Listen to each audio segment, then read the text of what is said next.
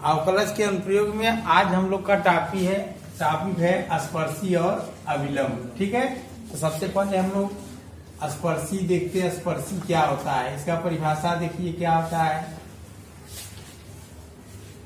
ठीक, स्पर्शी क्या होता है? वह रेखा जो वक्र को केवल एक बिंदु से होकर जाता है, उसे वक्र की स्पर्शी कहते हैं। वह रेखा जो वक्र को केवल एक बिंदु से होकर जाता है, वह रेखा जो वक्र के केवल एक बिंदु से होकर जाता है, उसे वक्र की स्पर्शी कहते हैं। ध्यान से देखिए, जैसे एक वक्र है, ठीक है, मान लो हम x अक्ष मान लीजिए, y अक्ष हो गया। इसमें हम एक वक्र लेते हैं, कोई वक्र लेते हैं, मान लीजिए ऐसे, ये वक्र है, इसका नाम है y बराबर fx। क्या है? आया एक y बराबर fx है। स्पर्शी क्या होता है? जो वक्र की केवल एक बिंदु से स्पर्श करे, माने एक बिंदु से होकर जाए। जैसे आप एक बिंदु ले लिया मैं, और यह रेखा जो है इस बिंदु से होकर जाता है। यहाँ मैं एक बिंदु ले लिया और यह रेखा जो एक बिंदु से होकर जाता है, यहाँ पे स्पर्शी है, यहाँ पर भी स्पर्शी है। ठीक, तो यहाँ पर हम लोग क्या ध्यान देंगे? ए बी, ठीक, और यह भी है सी डी। जैसे में y बराबर fx की स्पर्शी कौन कौन है? ए बी और सी डी है। ठीक, चित्र द्वारा हम समझ गए, माने जो स्पर्शी होता है वक्र के सिर्फ एक बिंदु से होकर जाता है। ठीक, अगर यही रेखा अगर ऐसे होकर जाएगा, ऐसे देखो, ऐसे होकर जाएगा तो दो बिंदु से होकर जाएगा। जब दो बिंदु से जाएगा तो इसके दो मूल होंगे और दोनों मूल अलग अलग होंगे।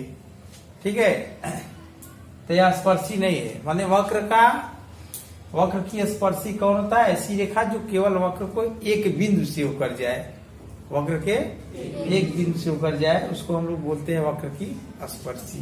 ठीक, इसको लिख लीजिए।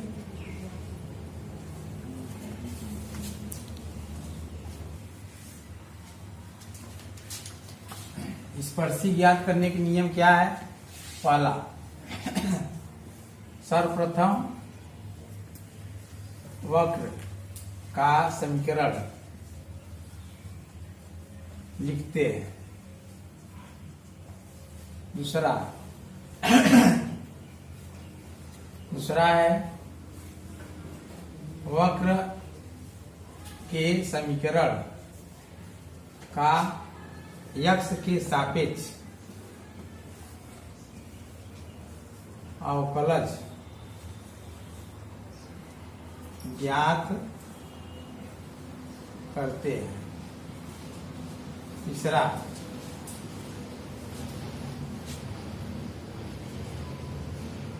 जिस बिंदु पर स्पर्शी ज्ञात करनी है, उस बिंदु का मान अवकलज में रखते हैं। अवकलज में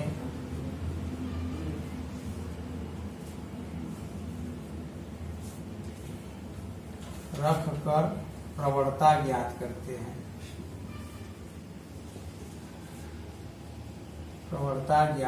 हैं।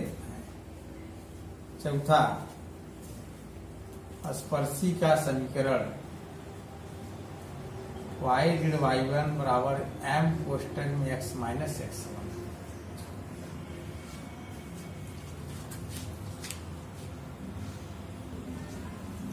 तो सबसे पहले हम क्या करेंगे, वक्र का समीकरण लिखेंगे। उसके बाद वक्र के समीकरण का x के सापेक्ष अवकलज ज्ञात करते हैं, और जिस बिंदु पर स्पर्शी ज्ञात करनी है उस बिंदु का मान अवकलज में रखते हैं, अवकलज में रखकर प्रवणता ज्ञात करते हैं। फिर स्पर्शी का समीकरण होता है y माइनस y1 बराबर m कोष्टक x माइनस x1। जब स्पर्शी का नाम लिया जाता है तो समझ जाओ हमें स्पर्शी का समीकरण चाहिए। क्या चाहिए? स्पर्शी, उसको संक्षेप में हम लोग स्पर्शी कहते हैं। और स्पर्शी का मतलब होता है स्पर्श रेखा। क्या होता है? और स्पर्श रेखा वक्र के केवल एक बिंदु से होकर जाता है। ठीक है, स्पर्श रेखा वक्र के केवल एक बिंदु से होकर जाएगा। अगर वह दो या दो से अधिक बिंदुओं से होकर जा रहा है तो वह स्पर्शी नहीं है, वो छेदक रेखा है। कौन सी रेखा है? हाँ, तो हमें स्पर्शी ज्ञात करने का मेरा नियम है। अब हम क्वेश्चन लिख करते हैं। हाँ, देखिए क्वेश्चन है x बराबर 2 पर वक्र y बराबर x घाते 3 माइनस x की स्पर्श रेखा की प्रवणता व समीकरण ज्ञात कीजिए। ठीक, हम क्या करेंगे, सबसे पहले वक्र का समीकरण लिखना है। y बराबर x घाते 3 माइनस x। ठीक है, उसके बाद इसका x के सापेक्ष अवकलन करना है। क्या करना है? x के सापेक्ष अवकलन करेंगे, कितना हो जाएगा? ddx ऑफ y बराबर 3x स्क्वायर माइनस a। ठीक, अच्छा, एक बात हमेशा ध्यान देना, जैसे ही हम वक्र के समीकरण का अवकलज करेंगे, ठीक है, वैसे ही इस वक्र पर प्रवणता हमें प्राप्त हो जाता है। लेकिन यह प्रवणता क्या है? जैसे मान लो यह वक्र इस तरीके का है, इसका जो प्रवणता होगा जब हम ddx ऑफ y करेंगे तो हर एक बिंदु को प्रवणता मिलता है। वक्र पे अनंत बिंदु होते हैं ना, हर एक बिंदु की प्रवणता है। जैसे हम अवकलन करेंगे तो वक्र के हर एक बिंदु पर प्रवणता हमें प्राप्त होता है। ठीक है, किसी निश्चित बिंदु पर प्रवणता ज्ञात करना है, इसमें मान रखते हैं। क्या रखते हैं? मान। चलो, हमें 2 पर प्रवणता ज्ञात करना है। कितने पर? 2। x बराबर 2 है तो y बराबर भी निकाल लो। 2 दूना 4, 2 दूना 8, 2 निकला 6। चलो, वह या स्पर्शी की प्रवणता किस बिंदु पर? 2, 2 4, 2 8, 2 निकला 6। x बराबर 2 ही दिया है ना, इसे मान रखे y का भी मान निकाल लेंगे हम। स्पर्शी की प्रवणता किस पे? 2, 6 पर। कैसे होता है? ध्यान से देखो, ddx ऑफ y यहाँ लिखते हैं 2, 6। जिसपे ज्ञात करना है उसको यहाँ लिखते हैं। जिस बिंदु पर हमें स्पर्शी की प्रवणता ज्ञात करनी है उसको हम प्रतीक में ऐसे लिखते हैं ना, 2, 6 पे ज्ञात करनी है। किस पे? 2, 6 पर। ठीक, अच्छा, एक बात ध्यान देना, जैसे वक्र यहाँ पर तो हम यहाँ के बिंदु से प्रवणता इसमें नहीं ज्ञात कर सकते। प्रवणता हमें वक्र का ही बिंदु होना चाहिए। कहाँ होना चाहिए? हाँ, जैसे वक्र का समीकरण, इसका अवकलज करेंगे और जिसपे स्पर्शी की प्रवणता जिस बिंदु को निकालनी है वह बिंदु इस पे होना चाहिए। ये नहीं कि वक्र का समीकरण यहाँ है और बिंदु यहाँ है तो हम लोग प्रवणता नहीं ज्ञात कर पाएंगे। ठीक है, चलो, स्पर्शी की प्रवणता किस बिंदु पर? 2, 6 पर निकालना। ddx ऑफ y बड़ा कोष्टक 2, 6। ये प्रतीक है, ऐसे लिखना है आपको भी। फिर बराबर ddx ऑफ y का मान कितना है? 3x square minus 1। फिर ऐसे करके 2, 6। इसका मतलब क्या होता है? x के स्थान पे 2 रखना है, अगर इसमें y हो, y के स्थान पे 6। इसका मतलब क्या हुआ? इसका मतलब बताओ, x बराबर 2 रखना है, y बराबर 6। तो रखो 3 गुणा 2 स्क्वायर माइनस 1। इसमें y नहीं है ना, तो 6 को हम नहीं लिखेंगे। ठीक, कितना आएगा?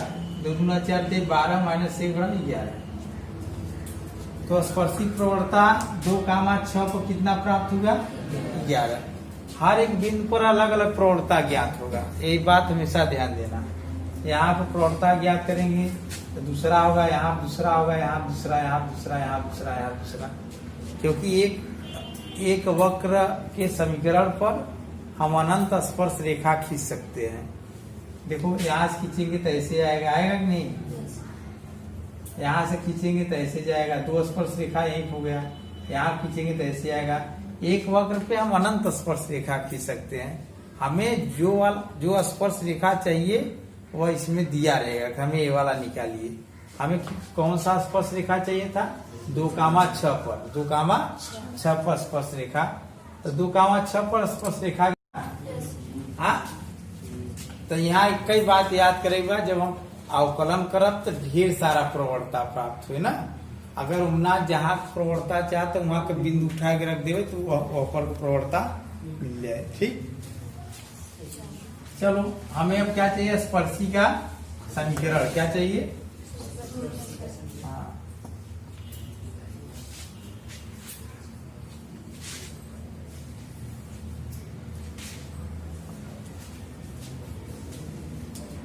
हाँ देखिए,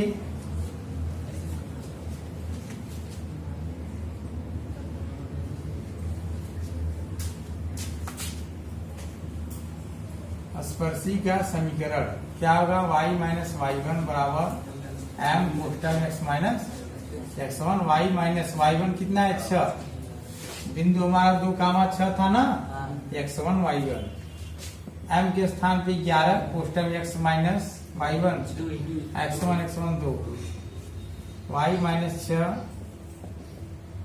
बराबर 11x माइनस 22।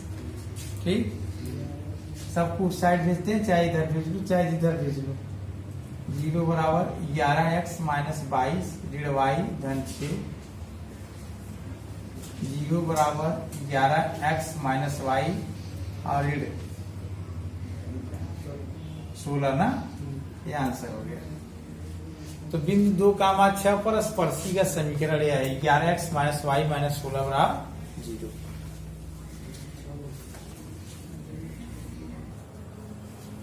पहला नियम से ध्यान रखिए, जब स्पर्शी x अक्ष के समांतर है, x अक्ष के समांतर होगा तब उसका प्रवणता क्या होगा, शून्य। क्या होगा, प्रवणता कितना होगा, शून्य। तो प्रवणता क्या होगा, ddx ऑफ y बराबर 0। ठीक, जब स्पर्शी जो है x अक्ष के समांतर होगा तो उसका प्रवणता क्या होगा, शून्य, ddx ऑफ y बराबर 0। यहाँ पे x1 y1 भी मैं कर सकता हूँ। ठीक है, दूसरा पॉइंट लिख लो, जब स्पर्शी y अक्ष के समांतर होगा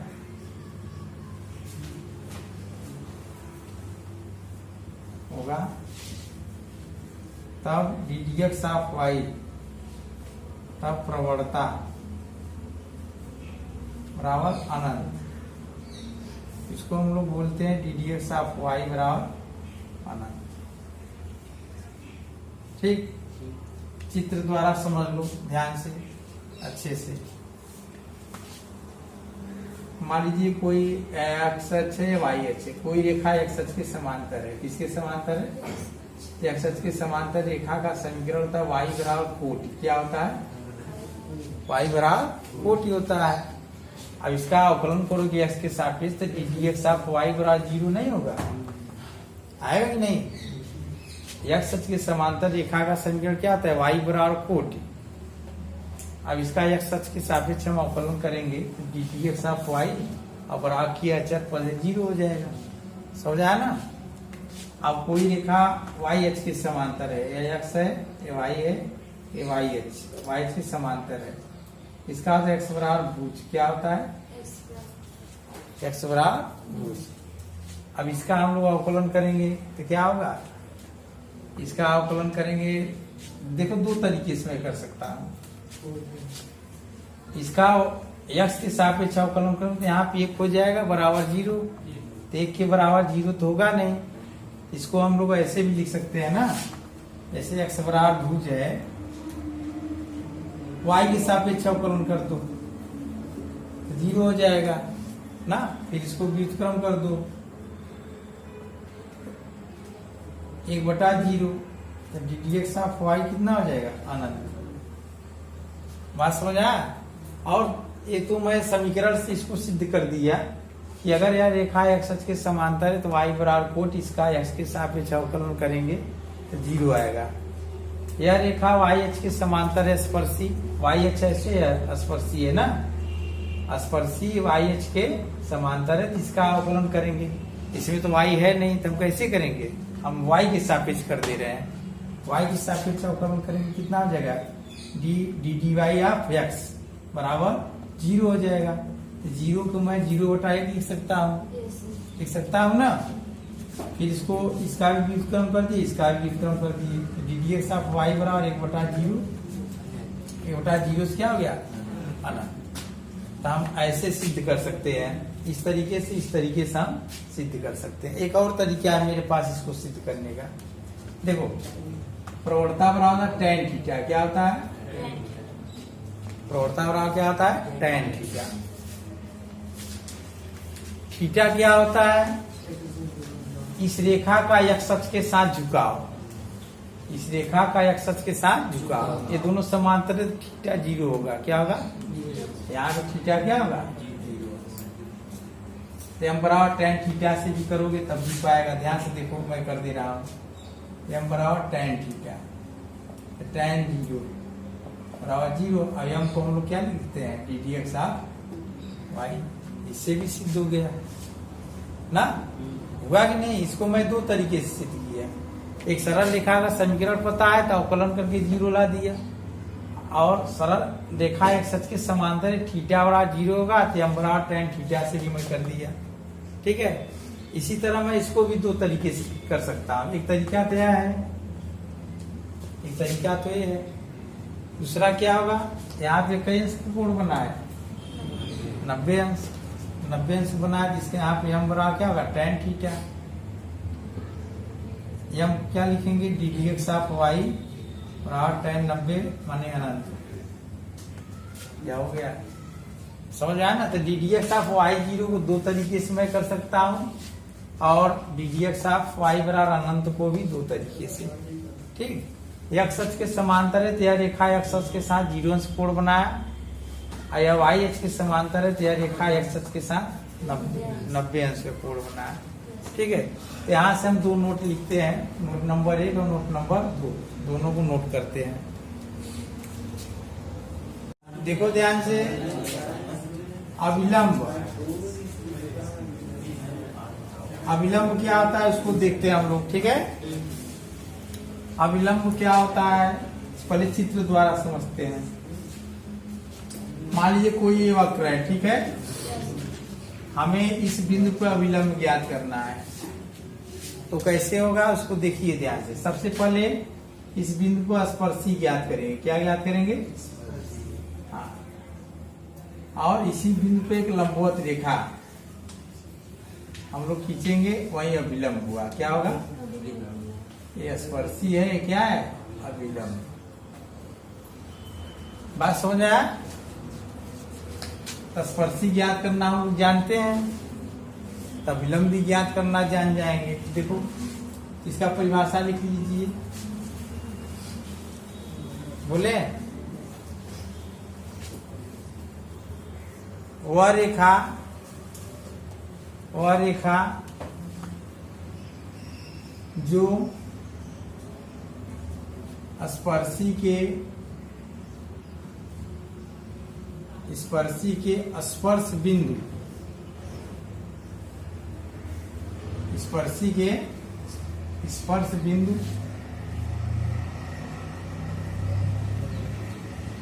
से होकर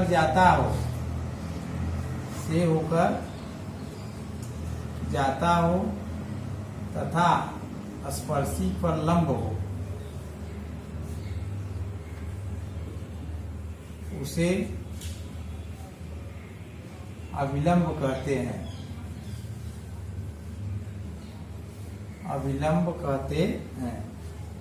वह रेखा जो स्पर्शी के स्पर्श बिंदु से होकर जाता हो तथा स्पर्शी पर लंब हो उसे हम लोग क्या बोलते हैं? अविलंब। ध्यान से देखना, जैसे हम क्या बोले हैं, जैसे कि यहाँ से 90 बना के गया है, यह रेखा यहाँ से भी 90 बना कर जा सकता था, लेकिन हम लोग इसको अविलंब नहीं बोलेंगे, ठीक है। स्पर्शी यह है, यह रेखा यहाँ से जो है लंबवत है, स्पर्श बिंदु पे लंब है, और एक रेखा यहाँ से भी लंब है, ठीक है। इसको हम लोग अविलंब नहीं कहेंगे। ये क्या है? अविलंब नहीं है, यह अविलंब नहीं है। अविलंब कौन है? यह है। अविलंब के लिए दो कंडीशन, पहला वह स्पर्शी पर लंबवत हो, दूसरा वह स्पर्श बिंदु से होकर जाए, यहाँ का स्पर्श बिंदु है ना, उससे होकर जाए, ठीक है ना। अविलंब के लिए दो कंडीशन, पहला स्पर्शी पे लंब हो और दूसरा स्पर्श बिंदु से होकर जाए, ठीक है, तो अविलंब हो गया। वो अविलंब क्यों नहीं? हाँ देखिए, अविलंब की प्रवणता सूत्र लिख लीजिए। अविलंब की प्रवणता बराबर -1 बटे स्पर्शी की प्रवणता, स्पर्शी की प्रवणता, ठीक। इसको हम लोग बड़ा एम बोलते हैं, इसको छोटा एम। स्पर्शी वाले को छोटा है और अविलंब वाले को बड़ा है, ठीक है। और अविलंब का समीकरण क्या होगा? y माइनस y1 बराबर बड़ा एम कोष्टक x माइनस x1। अविलंब की प्रवणता ज्ञात करनी है तो सबसे पहले हमें स्पर्शी की प्रवणता चाहिए। किसकी प्रवणता चाहिए?